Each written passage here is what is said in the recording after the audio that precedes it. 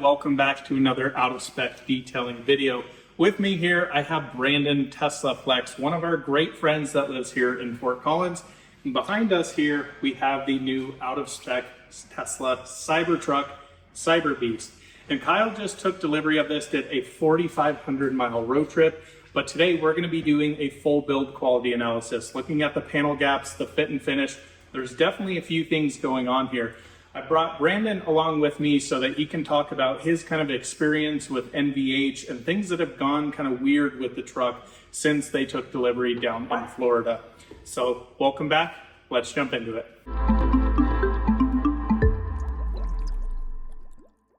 Well, Brandon, thanks for joining me for this. So you've had a ton of experience with Cybertruck now. You and I were down in Austin at the same time together. You Turoed one.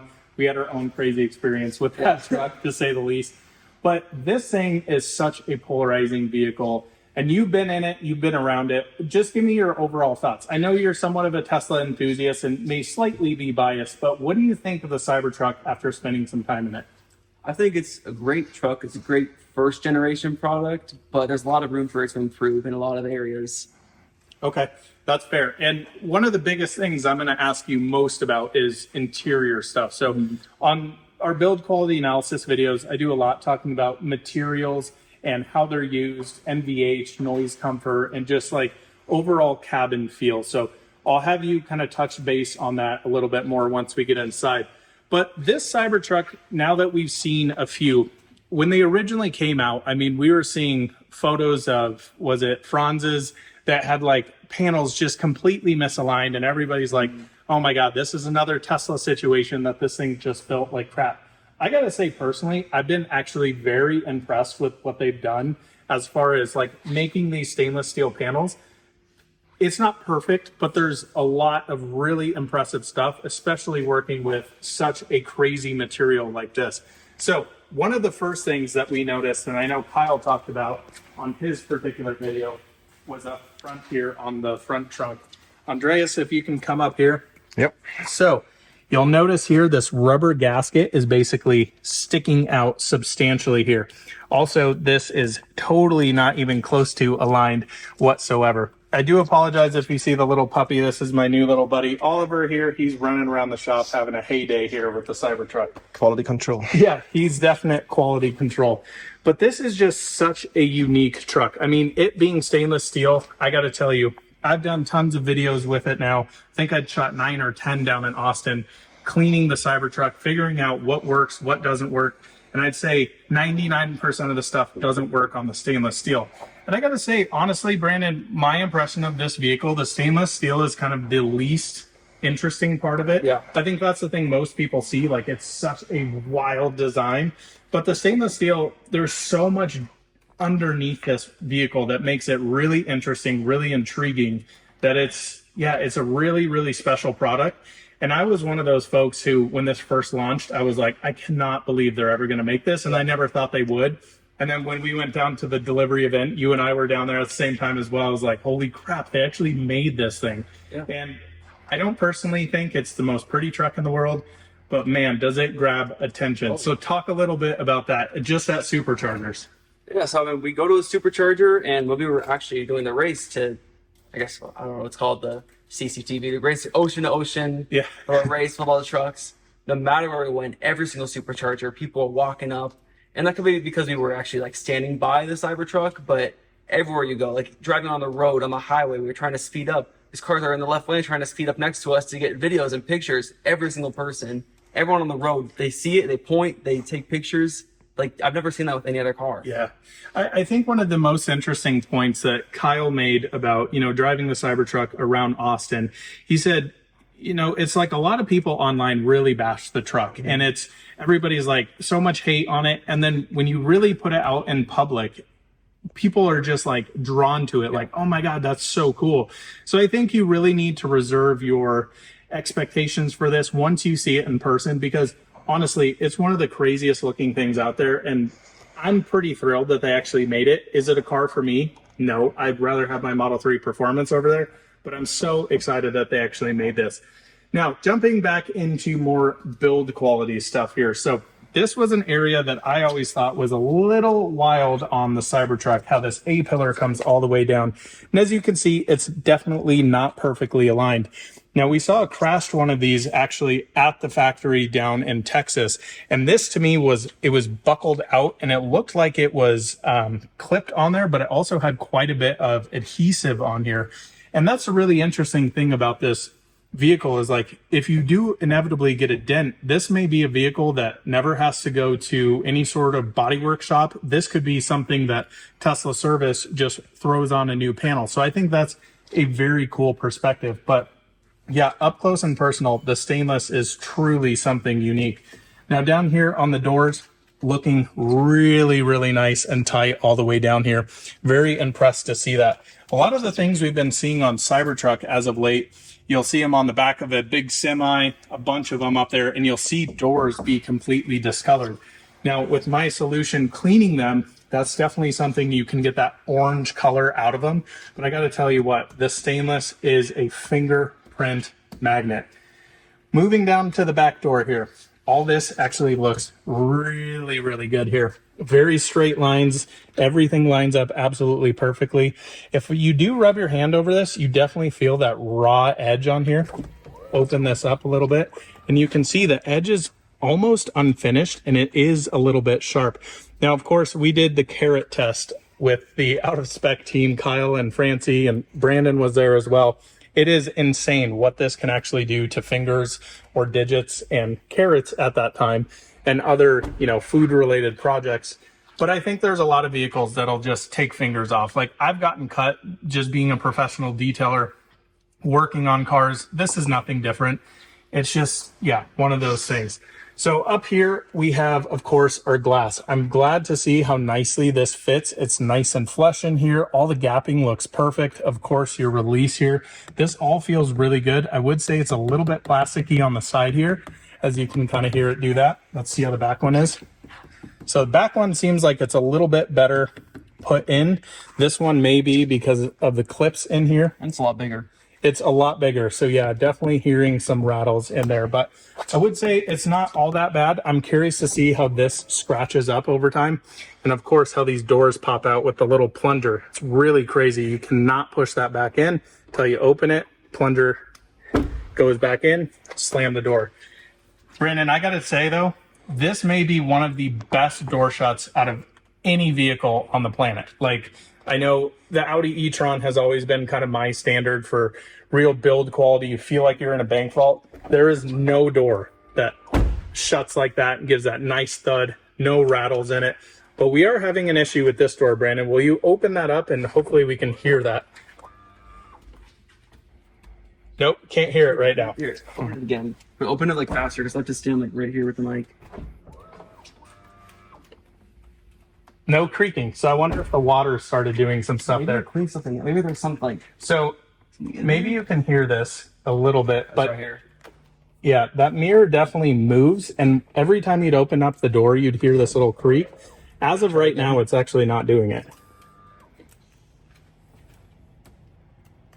It kind of does it. But I think it's just a little wet. I think when it's Yeah. dry, it makes that noise a lot more. But yeah, that was definitely making a loud noise. I asked Kyle about that and I'm like, what's going on with your hinges here? That seems a little odd. So let's continue moving down the backside. Now this is one of the areas I would say is definitely not perfect. This door is protruding a little bit. And I think Kyle has a service visit for this. You can also see it's not perfectly aligned, but you can definitely see, especially when you're looking down. Or this way or that way, you can see it just Exactly. falls off on this side. Yeah, the door's sticking out a little bit. And Kyle said you really notice it when you're looking out your back window. And that's one of those things Kyle and I always look for is like when you have these rubber moldings or even plastic metal moldings here down the bottom of the window, that if they're not perfectly aligned, it drives both him and I very, very crazy. So I would say, yeah, this door needs a little alignment. I think it just needs to get sucked in. Otherwise, the gapping here looks absolutely perfect to me. Even down here, it fits really, really nice in that particular area. So I'm going to have you move up here, Andreas. This area, I'm glad to see, looks actually really nice on this side. Like to get that panel aligned there, that's got to be a definite challenge to get these perfectly situated. This is a huge panel, so they had to spend quite a bit of time actually getting this nice. And I will tell you, this is an area on most Cybertrucks that does not look perfect, but I'm glad to see the out of spec one does. Move back here to the charge port. So, of course, Teslas like Model 3s, Model X's, S's, and Y's, you can all use a CCS adapter. With how they've designed this, Brandon, can you think of any reason that they made the charge port like this where you can't even put in a CCS adapter there? I don't think they even cared about the CCS adapter. Yeah. I think they just assumed that, next 3 years it's going to be mostly Max. And, it's kind of like the placement of the charge port. They wanted to keep it kind of standard, but it would have been nice to see it in like the front right too, or at least a double charge port. Definitely, or even farther back here. Yeah. And I've seen some people, I think it was Throttle House, that they had a Cybertruck and they were trying to get it into a supercharger stall. And with how much the rear steer is and how quick the rack is with the steer by wire on here, they had a little bit of challenge kind of maneuvering it. I think that's something over time you really get used to on this. I was trying to pull this thing into the shop here, which is definitely a tiny spot for a large truck like this. And I kept moving it and I would just end up in the same exact spot. So I think it's one of those things like, the steer by wire may take you a little bit of time, but I gotta say, even when I drove the Turo one down in Austin, I just quickly ripped it around a parking lot and I was like, holy smokes. It for me is like one of the best steering because this is full lock for me, or, like that. I'm not having to shuffle my hands, which can be tricky for me. So I think that's very, very cool. I am surprised though that they didn't put the charge port somewhere farther back here, like a normal, Tesla. I say normal. This is of course a Tesla, but yeah, it just seems a little strange. Andreas, let's move back to the back here because the Cybervault, I think, is one of those things that a lot of people are talking about. Now, the truck we had down in Austin, very rainy night, and you can actually see it from the interior cabin. This thing was soaked with water, like absolutely soaked. And that was one of those that we were like, is this really what this actually looks like? We spent some time washing this truck, and I got to say, seals on this way better than I thought. So we do have a little bit of water here. I think it just kind of slips down here. Andreas, I'm not sure if you can see it, but back there on the rear, you can definitely see some water drips. So it's coming through the back of, where the tonneau cover goes there. But this thing is truly beefy. 300 pounds of weight it can have on it. And the actuation, Brandon, if you want to hit that up, is really, really impressively nice. Nice soft close there. Let's open this now. Way faster than the Rivian one. I just used it today. Yeah, way faster than Rivian. And the nice thing is now you can actually use your rear view mirror. That's one of my big nitpicks with this truck is I think 99% of people have their tonneau cover closed and then you can't use your back rear view mirror. You do have a camera that pops up on screen. The problem with that though, they didn't put a washer on it. And in Colorado here, every single time you drive down the road in the wintertime, it is just completely caked with crap. And that was the case here today. Kyle pulled it in and we had to wipe it off. So all the time you just kind of have to sit here and wipe this and deal with that situation. The bed here, I think, is phenomenal. Brandon, if you do want to close that, let's just see how it closes here. Look at the seals right here. They're really... Yeah. And those seals over time, I'll be curious to see how those break in. Now, the truck that I had down in Austin that I was working on had an issue with this seal up here. Basically, when you would put the vault down and then put it back up, it would stop itself because this rubber seal in here would fold over. And that's the only truck I've seen with that particular issue. So I don't know if that's going to be something that's going to happen over time with Cybertrucks as the seals kind of break in, but I definitely wanted to make note of that. All the plastics here, I got to say, look really, really decent. I am noticing though on that side, Andreas, you can see how it kind of bows. That stainless steel is perfectly straight and you kind of see this wave in it. And that is very similar to the one that I saw down at our Littleton showroom on one of the very, very early Cybertrucks. Now here, of course, you have little, what do you call these? Accessory ports where you can put ski racks and stuff on here. I think that's really cool. You have a ton of them. So on this side, you've got, 4 different ports here. Pretty awesome. This plastic up here, I would say, doesn't feel the greatest. And I'm also seeing how it's bowing in and out, very similar to that plastic piece over there. But man, this glass is crazy. I gotta say, I've detailed a ton of trucks in my career, and I can't even like get anywhere close to. Now, if you're working on like the 2500, 3500 GMC or whatever it is, you got to get a ladder to get up there. But this, for how small the truck is, technically not a full size, like a big, diesel or whatever it may be, this still feels absolutely huge. Now, Andreas, one thing I want you to notice here is how this glass protrudes over the sunroof in this particular area, which is interesting because I think this is the right way to do it instead of having it opposite. If this glass on the back, the sunroof would be sticking up a little bit and the other front windshield is sticking down, you're definitely going to get wind noise in there. So that's very, very good to see. Another part on this glass, of course, this has got to be the most insane piece of engineering that's gone on any automotive glass. And Tesla did say that it is very, very resistant to rock chips and things like that. Andreas, I'm going to have you come in here and just look at this black corner. This is completely pitted in here. I hope you can pick it up, but little areas like this, yeah, unbelievably pitted. So I don't think their glass is necessarily as strong as they say it is. I think that's kind of one of those Apple situations. You know, Apple every year is like, we use sapphire glass and all this stuff. As Jerry Rig Everything says, glass is glass and glass breaks. So I think, over time, you definitely can crack this glass. Was it $1,900 to replace a full windshield? Which, crazy enough, is cheaper than a Model X for a massive piece of glass like this. This side here, let's talk about this A-pillar. Again, not looking perfect here, and there's even some wiggle room in there. Yeah, you can kind of see it.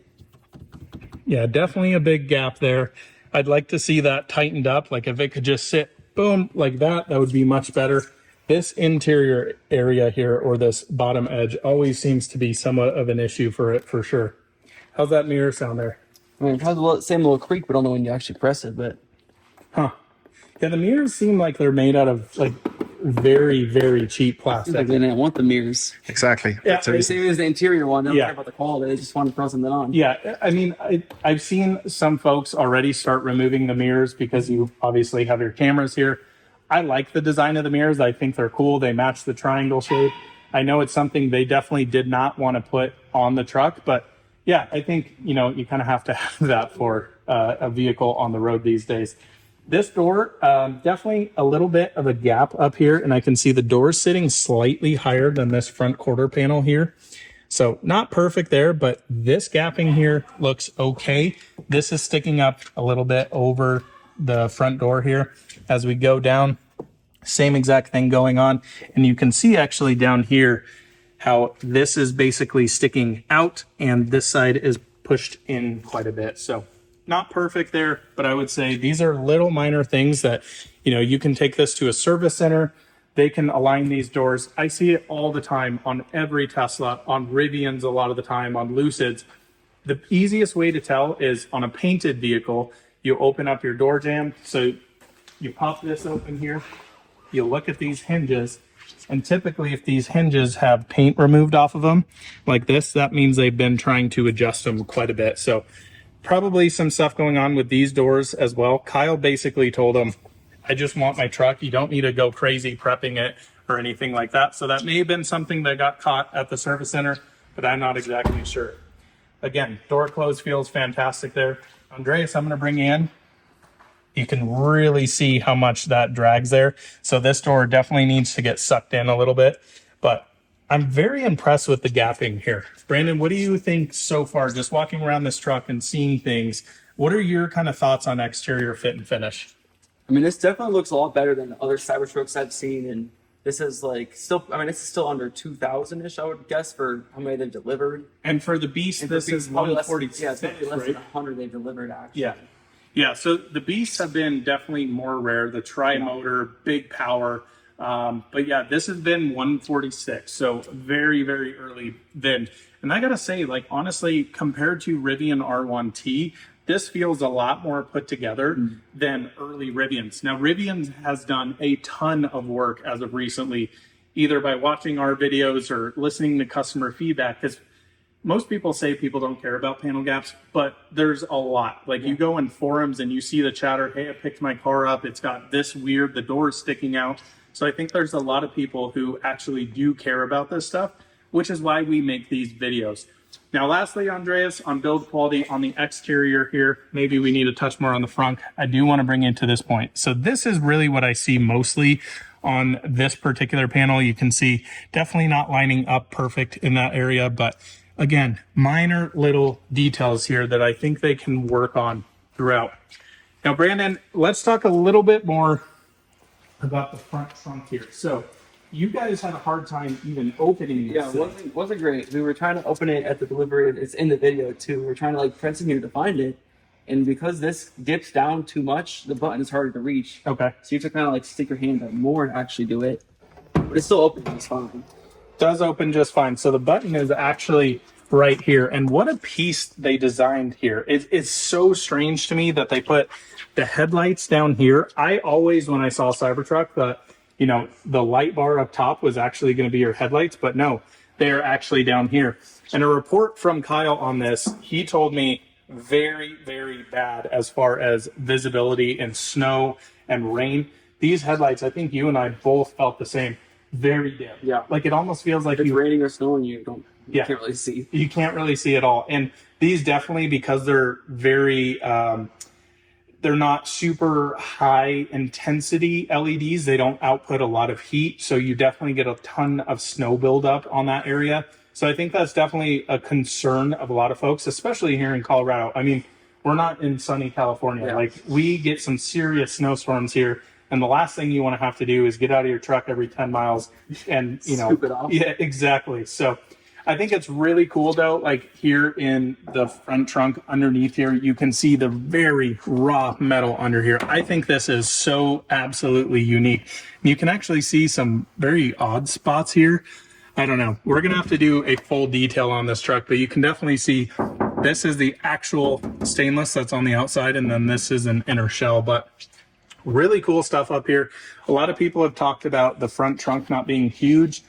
Yeah, but it's dry. I personally would say it's a reasonable size. Now, the way they've designed this, the dashboard feels like it goes on for a football field. So I definitely think that, you know, kind of crams into some space up here. But this is a very usable space. And I'm actually one of those folks in my Model 3s that I love having a front trunk. You know, I have 3 dogs now, and if I have muddy, messy stuff, it goes in the front trunk. I don't worry about it on the interior.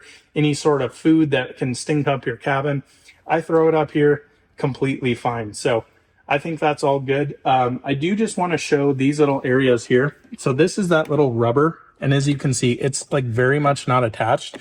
And I think that's why this one's sticking out so bad. I think this one's just bulging. It's like, it's just misshapen and they just put it on it. Yeah, it's really weird. And it's held on by some very, very cheap clips there. This one's kind of pushed out. I wonder if that'll help. Now you can still see how it kind of sucks out. And again, I do apologize. We just did a full washing video on this, so it's a little messy in here, but I think it looks better than the 4,500 miles Kyle just drove it in on here. So definitely don't put your hand there because we're going to get this closed. Yes, that definitely will. Actually, it will just stop on your hand. You probably press my finger there. Right. Yeah, that would hurt. Pretty nice actuation there. I wouldn't say it's overly impressive compared to a lot of other cars. It's still a little loud. Definitely, you can kind of see this thing sit down and kind of wiggle. So I think there's some front trunk areas that they can work on here. Definitely alignment here, not great. So that's going to be part of this situation. These are going to get fixed, and I think Kyle will probably have them align that a little bit better. Even noticing here on this side, it's the same exact thing. It sits down a little too far, needs to come up, and you can see quite a large gap there, but overall, I would say not terrible. Now, one of the last things I want to touch on is this freaking monster. I've never even lifted this up, but holy smokes, that is just like the craziest. Yeah, and it works really well too. Yeah, so you guys had this in some pretty heavy rain. Yeah, it was torrential downfall, and like I think it's kind of annoying because it sticks down when it's raining to kind of help to hold the rain up. But all it was doing was just making it worse. So Drew had to like turn it off so it would go all the way up, and then turn it back on for one, so I can turn it all the way off. So what you're talking about is when you're actually using this, it kind of goes into a pause position down here. And basically, because this truck does not have a cowl like a traditional vehicle, like a plastic recessed area where they put the wipers underneath it, you basically get this large pool of water, and then every time it wipes, you just have water shooting up the glass, and it makes it very challenging to see. So my recommendation on the glass, at least, would definitely be to ceramic coat it. We're going to be doing a video on that on this channel as well, getting that completely dialed in and coated so Kyle can drive down the road in the snowiest, wettest conditions and have water just fly off the top. Anything else you want to point out on exterior that you're think's a little bit strange? The only thing that comes to my mind would be the aero caps. Yeah, but the damage they do to the tires. So let's talk about that. Maybe you can talk to the viewers a little bit about what's going on there. The front ones are a lot worse. It's why they can't deliver Cybertrucks with the covers anymore until they actually fix it. Which I don't know how they even got through like the testing with that, honestly.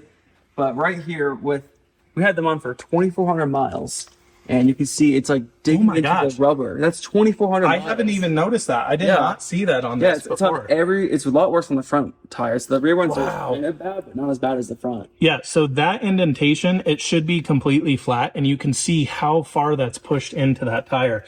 So they've essentially recalled those, if you will. They just don't deliver cars with them anymore. And they don't deliver them at all. So this is, if you're getting a Cybertruck right now, this is how they're coming. Do you know if they're planning on having new aero caps come out? So there apparently is the updated design, and it's ready.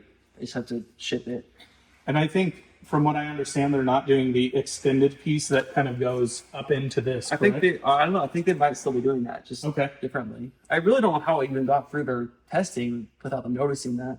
It's kind of surprising, honestly. It really is. I personally like the look of these wheels. I think it's still a little strange that you deliver a vehicle like you don't even have a center cap or a light bar on the Beast.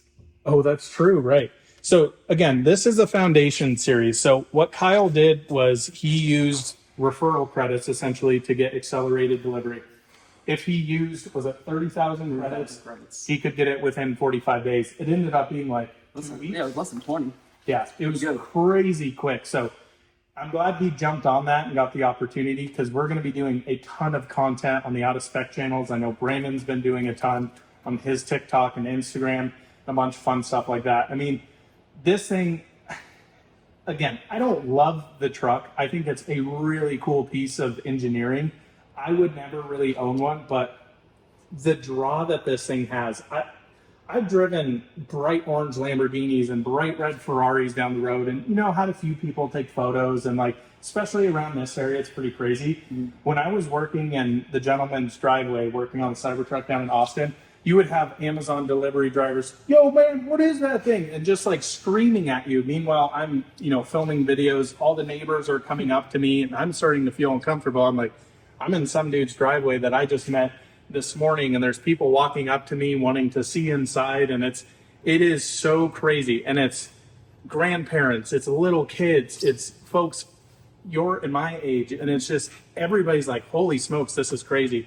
Did you have anybody like, oh, that thing's ugly, what a piece of crap? None of that. I mean, all the hate is online. Yeah. Because it's a lot easier to hate when you're hiding behind a screen, but when it's in person, like, you can say like, I don't like it, but you're not going to go up and say the same thing you would comment on someone's Instagram post about it. Yeah, totally agree with that. And it's just such a polarizing vehicle online, I would say, but in person, it's so cool.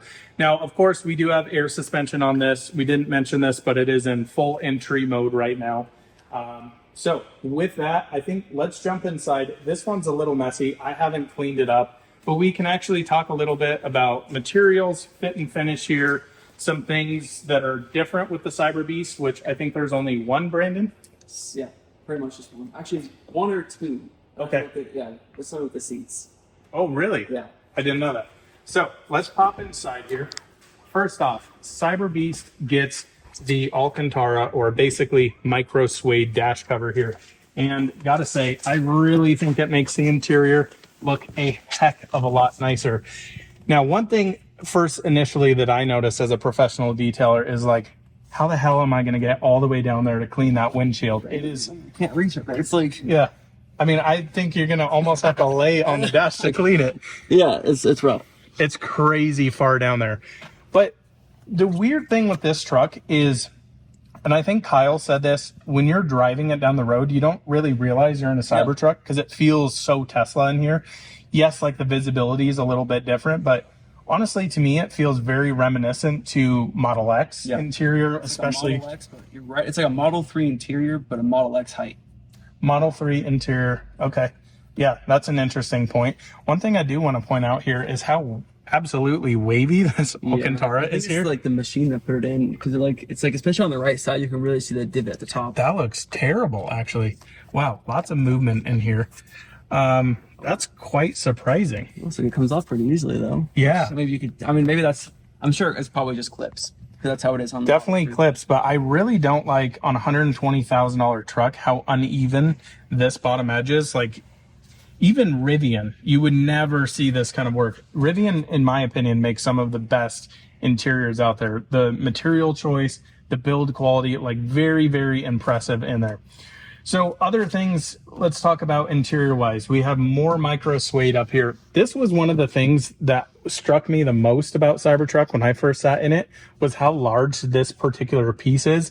I really didn't even realize this was going to be there, in all honesty. Yeah. I thought it was going to be full glass, similar to Model X. Not just a smaller one, like a Model 3. Yeah.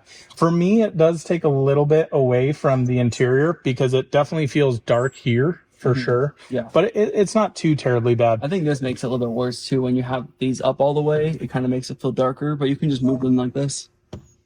Okay. And then they sit there and rattle around because they don't have anywhere to. Yep. Yeah. Okay.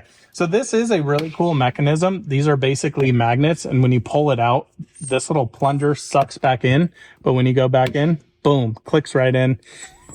Fold this down. This has got to be not one of the tiniest mirrors, but definitely very thin there. Nice suede material all inside here. I just really wish they would have, like, I don't know. I really just want more visibility here. Like, definitely that feels a lot more open. I have the same criticisms about the Lucid, but it's not all that bad. So, steering wheel, or Squircle, as I think we call it. So as Brandon's turning that now, it's actually not turning the outside wheels. So of course, this is steer by wire.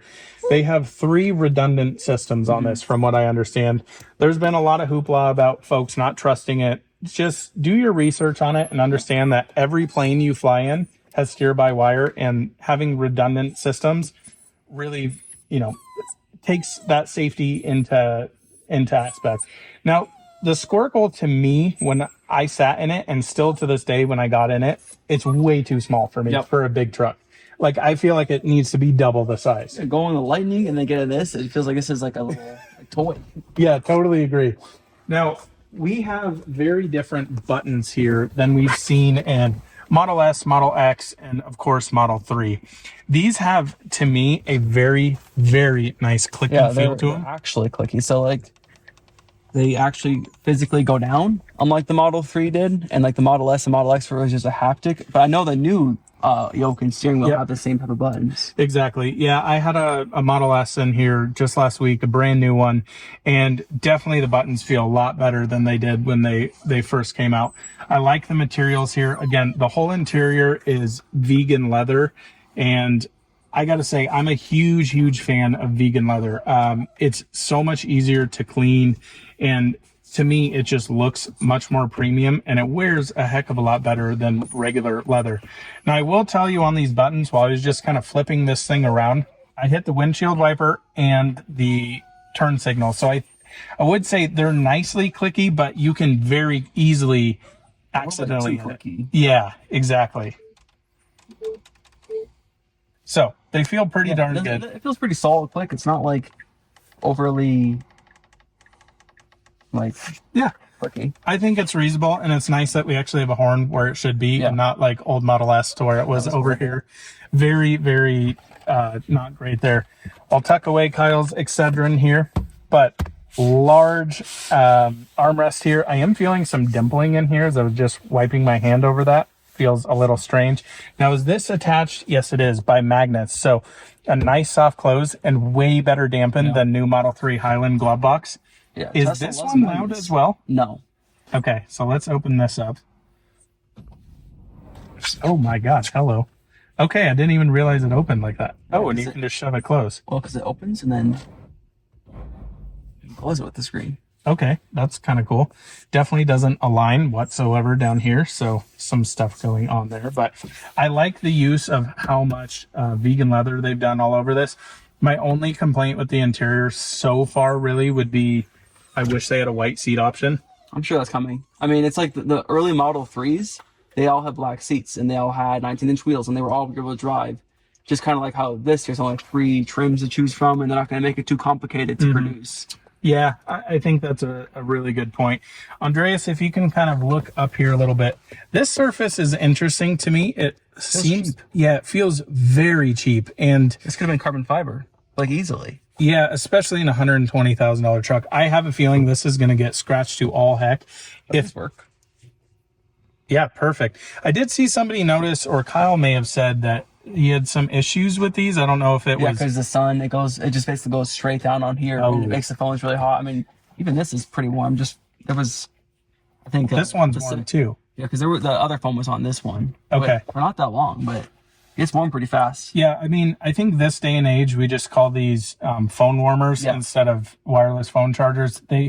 All cars are like this. And there's been some issues in quite a few different vehicles with this, but I'm glad that they kept this, micro suede in here. Feels very nice. It is a pain in the butt to kind of clean out. And this car's just been through hell and back, I think would be the best way to say it, for the last week of ownership, having 4,500 miles on it. Now, one thing we're not going to be able to maybe show until maybe the end, Andreas, or maybe Brandon can show this material down here. You know what? This doesn't feel as coarse as the Cybertruck that I rented. It No. still feels coarse. What does it feel like to you? Because it feels like bed liner to me. I mean, it feels just like a cheaper plastic, honestly. Yeah, But it doesn't feel like it's like, it feels like this is like kind of more rugged in a way. Like not supposed to be slippery plastic. Because the back is worse. Oh, the back is Yeah, worse. the back you can actually feel it. It's like, Huh. so I mean, maybe they're improving the process. I don't know. It seems a little strange to me. I guess maybe it's supposed to be tough and rugged, but yeah, it's a weird feeling material, and you only have it kind of on the bottom And side. this side is completely soft. Yeah, very, very soft on the bottom. I will say this definitely, to me, feels a little bit more plasticky than the normal leather. So yeah. Now, up here, this is one thing I really don't like, is that I can, from the passenger side, just come across here and hit the throttle. I've never liked that in cars. I like the cockpit feel, typically, of vehicles, and think it just kind of works a heck of a lot better doing that. Yeah. Yeah, I don't know. Quite a bit of space down here, though, as Oliver is saying hello down here. He's been Yeah, you know what I kept doing when I was driving this? I would have my phone, I would put it down, I would just drop it right here. Oh, because it's muscle memory from Model Y. I did it so many times. Okay. Yeah, that's a good point. So one thing I wanted you to talk a little bit about is NVH in this car. What do you think about, like, did you find any rattles? Did they progress throughout it? What do you think of how quiet it is? I haven't spent a ton of time in Cybertruck, so that's why I wanted to have you here and talk a little bit about that, like wind noise and all of that. Yeah, I mean, honestly, I was surprised. Like, it was very solid. Everything about this feels solid. Everything lines up in here. No rattles, really. The only real complaint is just from the motors in the front. Especially at highway speeds, it uses the front motors because it just goes in a front wheel drive instead of other Teslas how it goes rear wheel. So it uses a lot more noise up here. It has a lot more noise up here, which was, I mean, motors, it sounds nice when you're accelerating, but when you're at speed at like 85 miles an hour, and all you hear is like just the harmonics of it. You just hear like, And it's just kind of like a rumble. drone. Yeah, it sounds like you're in a gas truck.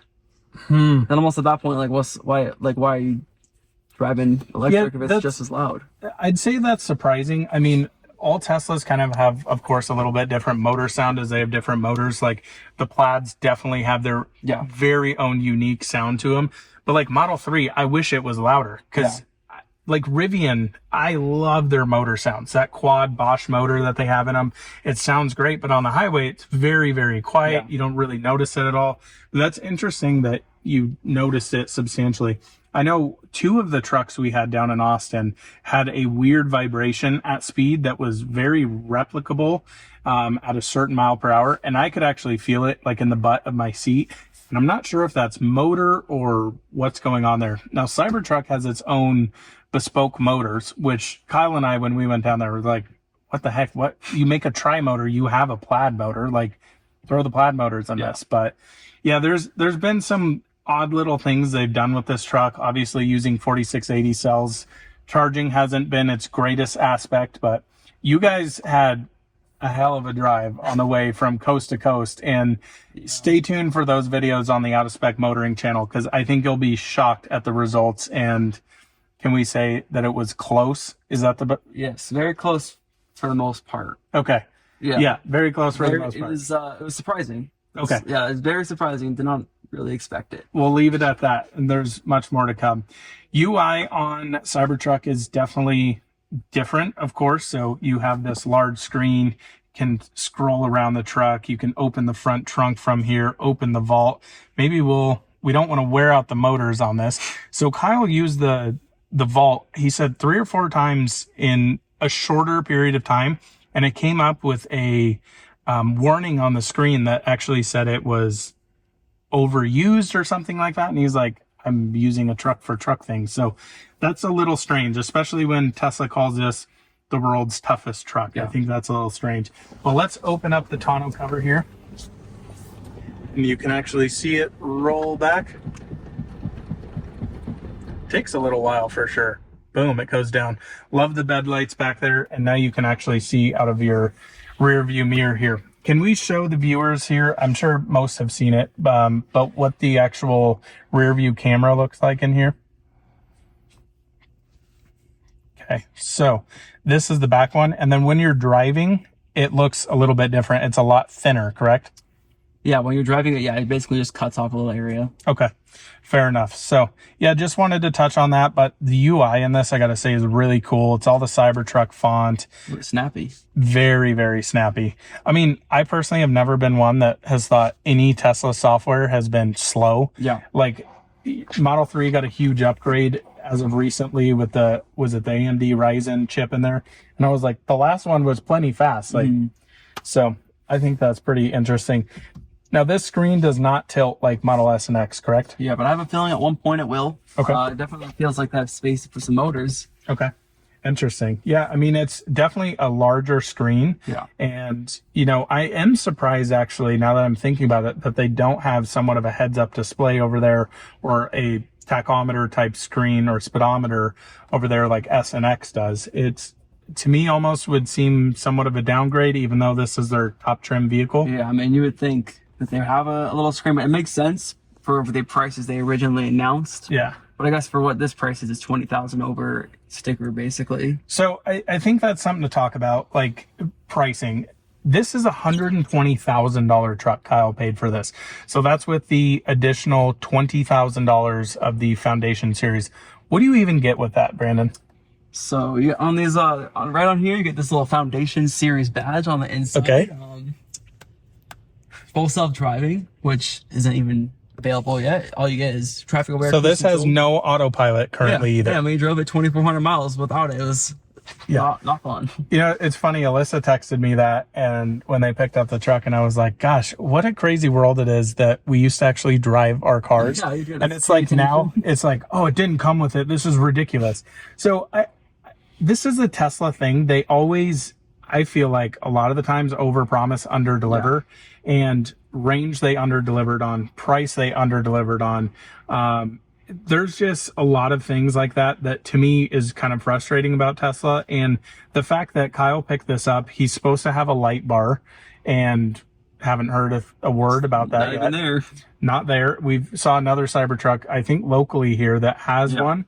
So not exactly sure what's going on there, but I just don't like the fact that you get a car and it doesn't have all the features unlocked. I think that is a huge negative for a lot of people.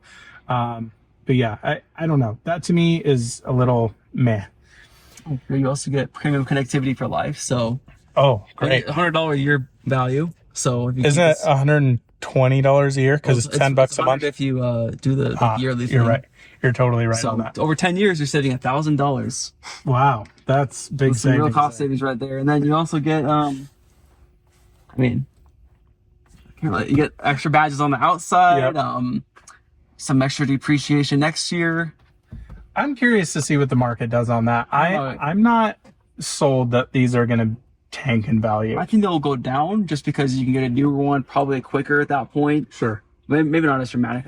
I'm just expecting it to be horrible. Okay. I'll be interested to see what it does. We'll definitely, find out. That's not something we can do. One other thing I want to point out is, so this material up here, there's a bunch of speakers up here, and this is a very soft material, and I can see how dusty it is. You can probably see some LE hair up here as well. This thing has one of the best sound systems, according to Kyle. Do you agree with that? Oh, yeah. Easily. Okay. And do you know, speaker-wise, how many it has in here? 15 speakers. I think the doors... Which is less than Model 3 Yeah, Highland. it's less than that, because that's like 19 or 17 or 19. So it has a lot more speakers, but I'm sure they're just smaller. Okay. Yeah, interesting points there.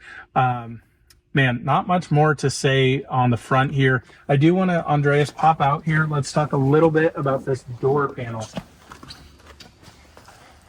Now, one thing I love here, again, the use of vegan leather here. So we have nice black accents up here. I love how the white follows through the entire truck. This all feels really good. I'm anxious to see if people actually use this like a real truck, how this material is going to wear over time. One of the strangest things that I've watched a ton of Cybertruck videos. Not a single person has pointed this out. This entire door seal here is covered in vegan leather. Now, Tesla, as of recently, has changed this from plastic to be carpet, and I'm shocked that they put this material down here. My feelings are this is going to be scratched in about 2 minutes when you're going off-road and things like that. Do just show the little guy hanging in the little tunnel there. He is just fast asleep in the Cybertruck. That's quite funny. That's perfect spot for him. Maybe he'll just ride around there on the way home.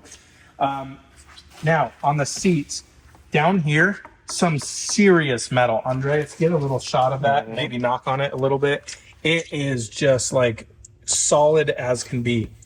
And then you go from that to this. That feels like absolute crap. This is the worst part on the entire interior, I would say. That really does not feel good whatsoever. The seats. So when we were down in Austin at the original delivery event, we talked to one of the Cybertruck head interior guys, and he said this is the same exact material that comes out of Model S, Model X. My personal opinion on that material over 3 and Y, stains way easier. Now, that's only really on the white one, but it definitely stains. Now, in this, we have a lot of ventilated seats because we have heated and cooled seats. I think the seats are fantastically comfortable, very, very minimalistic. Brandon, did you find them over your 2,400 miles in it? I thought they felt great. Even the back seats, I'd say the only complaint with the back seats is that they don't go back any further. They're kind of just sitting upright. So if you want to sleep, you have to lay over all three. But really no complaints with the comfort. And the cooling was really nice. Yeah, cooling's definitely nice. Yeah. I gotta say, the biggest thing difference-wise between this and Rivian, I still prefer Rivian interior, but the space in this is substantially bigger. Massively different. You just look at this door panel here. This was made for a 84-ounce big gulp to just throw whatever you need in here. Cool that we have, this is actually plastic. I thought this was metal. They faked me out. That's some cheap plastic in there. A little more plastic here, but even all the way down the door panel, we have the nice vegan leather. Now, these buttons to unlock the door actually feel really, really nice. And here's your manual release, and then window up, window down. This has got to be definitely one of the craziest frameless windows you've ever seen. Wow. Yeah, very, very large. So I do want to make one point here, these being frameless. When we just washed this was just filled with condensation in here. So I definitely think there's water seeping through those seals. Let's talk a little bit about back seat. So Brandon, I'm assuming you spent a substantial amount of time back here. Sitting in this seat ready to hop out and plug the car in. Okay, so you were the big charge guy. Yeah, it's that right here. We just pop out, but it's pretty easy to climb in and out of and hop right in. If you want a getaway car, this is probably the best one. Ingress, egress on this car is much better than Rivian. Just the way you just toss your leg into here. My biggest complaint about Rivian in the front seat is when I get in, it feels much more like this, where I duck my head in and now back. The front really helps actually with that big triangle there. So I think that's really, really nice. But back seat, they didn't stamp out on anything back here.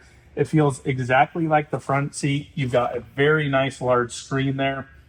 Great cup holders, except for I'm looking at how terrible the dimpling is on there. No, they just are pushed in. What? It looks like these just got pushed in. Weird. So you're just sitting back there playing with those the whole trip, right? No, I'm just seeing this now. Like, look at this one right here. That looks terrible. Yeah. The way to pull it out. That's weird. Yeah, because these ones, I think they're supposed to stick out like this. Huh. Definitely strange, to say the least. But it does hold water pretty well. The smart water for scale is just popped in. It pushes them in a little bit, so maybe there was something that was too big to hold it. That definitely seems a little strange to me.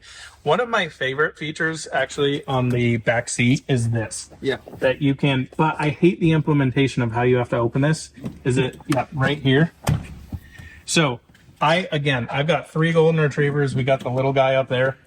The amount of space back here is phenomenal. This is amazing for a dog cart. And again, I apologize for all the crap back here. It just literally got back last night on a serious road trip. Oh, that was mine. Oh, that's yours there? That's the snack. You guys are hilarious. I love it. But even back here, again, all vegan leather. This is what I'm talking about, Andreas. Look at this little spot here. Oh, yeah. That's going to happen constantly on this. So I'm not exactly sure on that design choice. I think that's going to happen a lot more, especially if you're off-roading this truck, which it's really meant to do. Brandon, is there anything else you really want to say interior-wise on this that you like, dislike? I mean, I will say I like the doors that they open this wide. Because it makes it like Yeah. really speed door open. Don't have to like, worry about. So almost 90 degrees. I wouldn't say it's probably like 87. I would say the hinges are 90 degrees. The doors, definitely not. Yeah. But it makes it really nice for just jumping in quickly, loading a bunch of stuff in here. I think it's really, really nice. Again, I really like the materials here. That's an interesting thing here, Andreas. You seeing that? Yeah. Just notice that is, as we focus there. Yeah, definitely kind of peeled up a little bit. I wonder if that happened, during the trip or if that's some sort of factory situation going on there. Not exactly sure. One other thing, again, love the inside doors here. This is just cool. Like, what other company does this? There has not been a car out there that you can see the weld in here and they left all of this exposed. I just absolutely love that. So let's close this up. One thing I do want to talk about, and this truck actually has it as well, is the sanding on the stainless steel. Now, when we were down in Austin, it was like, this was really when Cybertrucks first started coming out. It was only employees. It was very hush-hush. It was kind of weird being down there with quite a few of them. But the stainless steel, I had the opportunity to chat with one of the gentlemen that worked at one of the Austin service centers. And I asked him, I was like, so what are you guys using to, use on the Cybertruck? And he goes, you use a pH neutral soap and you use alcohol on it. Now, I found that to be alcohol not to be the best thing on it. But the most interesting thing he talked about was the sanding that they do on these. So he told me when they come into the service center from the factory, they go through a 7-stage sanding process on the stainless steel. I'm going to grab my light here and hopefully I can show you this. So what I want you to look at in this light is you can see all these marks that kind of go in this pattern. Now, traditional stainless steel goes in a grain. It's typically in one way. And I expected this to be like that. And I got there and I put a light on it and I looked at it in the sunshine. I'm like, what the heck is going on? Now, I got to say, I don't love this. And there's a lot of reasons why. Every single truck is completely different, like the way they sand them. And that's just down to the service center doing it. From what I understood from the guy working down there, they have about 2 to 3 hours to get these trucks prepped. And to 7-stage sand a truck like that, wow. I personally wish they just leave them alone and leave a raw, normal stainless steel. Like Andreas, even over here, if you look at this is traditional stainless steel. You can see the grain. is in a single pattern here. So if I shine my light on it, yeah, it's a little bit dirty, but it goes up and down. Whereas the Cybertruck, you can see in the doors, if I move the light around, how uneven that surface is, because essentially they're taking a DA sander and doing this all the way down. The other interesting point that the guy was telling me was if you do that to one panel, you kind of have to do it to the whole truck because it completely changes the finish. I'm not sure how long it's going to be before you have to do that again. How many times can you do that? I'm going to be testing a lot of this on the Out of Spec detailing channel here. And we may even end up sanding Kyle's truck to get it slightly more even. He's like, I'm sick of the stainless steel. It looks like crap. I would kind of agree with him, but my solution of cleaning it, Barkeeper's Friend and Windex seems to work well. We have yet to do that on this truck, but it's wild. Like looking at these doors here, you can just see this band of fingerprints. Like fingerprints are a serious issue.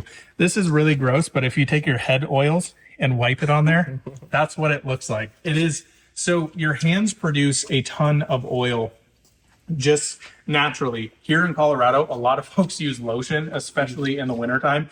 Can you imagine how nasty that's going to get back and forth? Like it's a serious. It goes that low in the door. Like who's opened the door right here? I don't know, but you can literally see fingerprints remaining here. I don't know if. I don't know if there's any little kids that were opening the door. Yeah, I don't know. Like even back here, I can clearly see a fingerprint that's right there.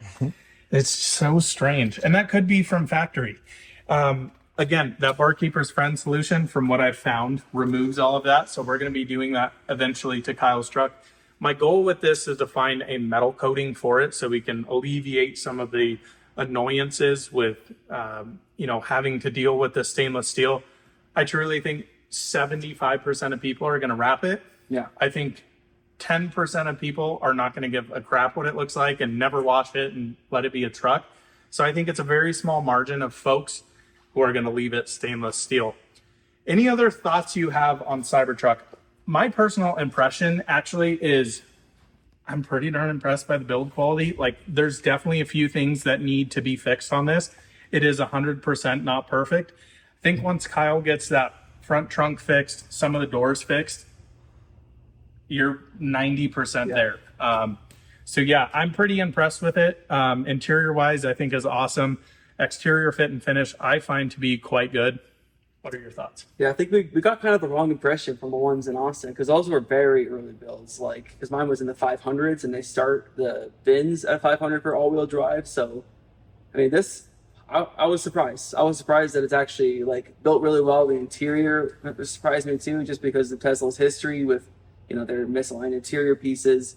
But I mean, this is really solid, and I mean, it's the first generation product, so it can only get better from here. Yeah, and I'm very curious to see over time, like what the stainless steel does and like how, a lot of the times people don't really understand this too. New cars' seals need to actually be broken in. If you've gotten in a new Rivian, you'll understand what I mean, but you literally have to slam the door shut on it. So all the seals inside the door really start working themselves in, and over time, panels move and shift, especially moving ones like the front trunk. Rivian's been one of my brother-in-law, he bought an R1S. His front trunk was working perfectly. Like the alignment was beautiful on it.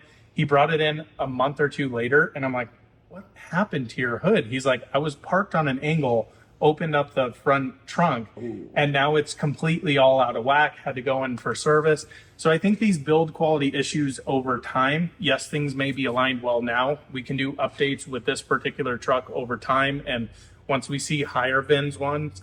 But I gotta say, like, yeah, I'm impressed with this truck being the first one because, like this Model 3 over here, my personal 3 Performance, this one was not the greatest built. I've had every single door aligned on here. My headlight was broken from new.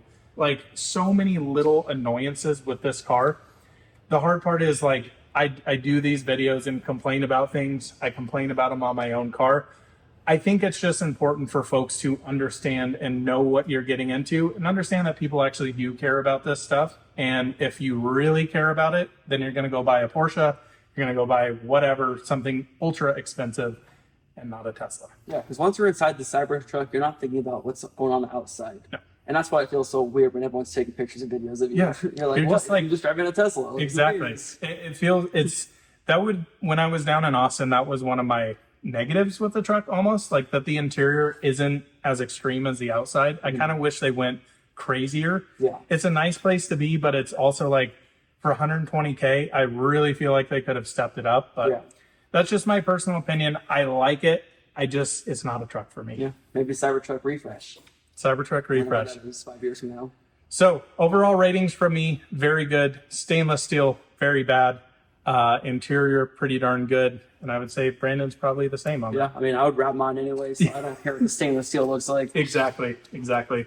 Well, thanks so much for joining us on another Out of Spec detailing video. Leave your comments below what you think of the Cybertruck. I'm sure it's going to be lit up with this is the dumbest truck ever, but I promise you, go out in public, talk to folks with them.